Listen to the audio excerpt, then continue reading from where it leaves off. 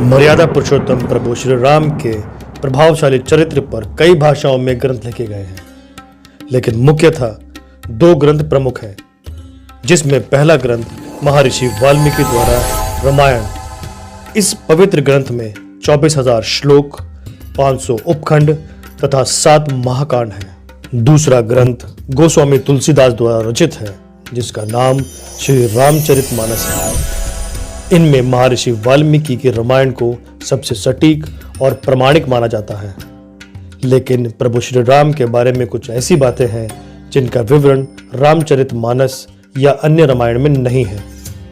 इनका विस्तृत वर्णन केवल महर्षि वाल्मीकि कृत रामायण में ही मिलता है। पहला, रामायण के अनुसार राजा दशरथ ने पुत्र प्राप्ति के लिए पुत्रेष्ठ यज्ञ करवाया था। इस यज्ञ को मुख्य रूप से ऋषि ऋष्यशृंग ने संपन्न किया था। ऋष्यशृंग के पिता का नाम महर्षि विभांडक था। एक दिन जब वे नदी में स्नान कर रहे थे, तब नदी में उनका वीर्यपात हो गया। उस जल को एक हिरणी ने पी लिया, जिसके फलस्वरूप ऋषि ऋष्यशृंग का जन्म हुआ था। दूसरा, हिंदू धर्म में 33 करोड़ देवी देवताओं की मान्यता है, जबकि रामायण के अरण्यकांड के 14वें सर्ग के 14वें श्लोक में सिर्फ 33 देवी देवताओं का बखान मिलता है। ग्रंथ के अनुसार 12 आदित्य, 8 वसु, 11 रुद्र और 2 अश्विनी कुमार, ये कुल 33 देवता हैं। तीसरा, महर्षि वाल्मीकि द्वारा रचित रामायण में सीता स्वयंवर का वर्णन नहीं मिलता है।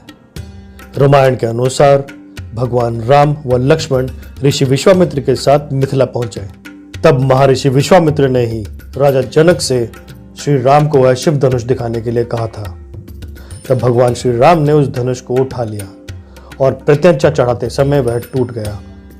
राजा जनक ने यह प्रण किया था कि जो भी इस शिव धनुष को उठा लेगा, वह उससे अपनी पुत्री सीता का विवाह कर देंगे। चौथा, विश्व विजय के दरमियान जब रावण स्वर्गलोक पहुंचा, तो उसे रंभा नामक अप्सरा दिखाई दी। रावण ने उसे पकड़ लिया। तब रंभा ने उससे कहा कि आप मुझे इस तरह स्पर्श ना करें, मैं आपके बड़े भाई कुबेर के बेटे नल कुबेर के लिए हूं, इसलिए मैं आपकी पुत्रवधू हूं।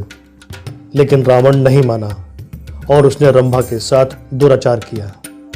यह बात जब नल कुबेर को पता चली, तो उसने रावण को श्राप दिया कि आज के बाद अगर रावण किसी भी पराई स्त्री को बिना उसकी स्वेच्छा से स्पर्श करेगा, तो उसके सर के 100 टुकड़े हो जाएंगे। पांचवा, जिस समय भगवान श्री राम वनवास गए, उस समय उनकी आयु लगभग 27 वर्ष की थी। राजा दशरथ श्री राम को वनवास नहीं भेजना चाहते थे, लेकिन वे वचनबद्ध थे। जब श्री राम को रोकने का कोई उपाय नहीं सूझा, तो उन्होंने श्री राम से यह तक कह दिया कि हे राम, तुम मुझे बंदी बना लो और स्वयं राजा बन जाओ।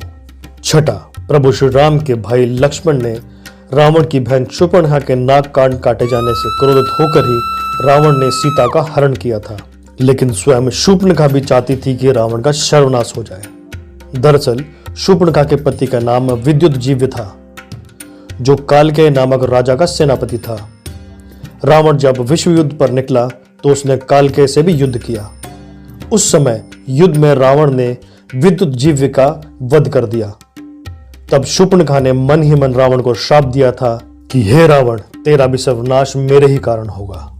सातवां, जिस दिन रावण सीता का हरण कर अपनी अशोक वाटिका में लाया, उसी रात भगवान ब्रह्मा के कहने पर देवराज इंद्र माता सीता के लिए खीर लेकर आए। पहले देवराज इंद्र ने अशोक वाटिका में उपस्थित सभी राक्षसों को मोहित कर सुला दिया। उसके बाद माता सीता को खीर अर्पित की, जिसे खाने के बाद माता सीता की भूख और प्यास शांत हो गई। आठवां, सीता हरण करते समय जटायु नामक गिद्ध ने रावण को रोकने का प्रयास किया था। रामायण के अनुसार जटायु के पिता अरुण हैं। ये अरुण ही भगवान सूर्यदेव के रथ के सारथी हैं।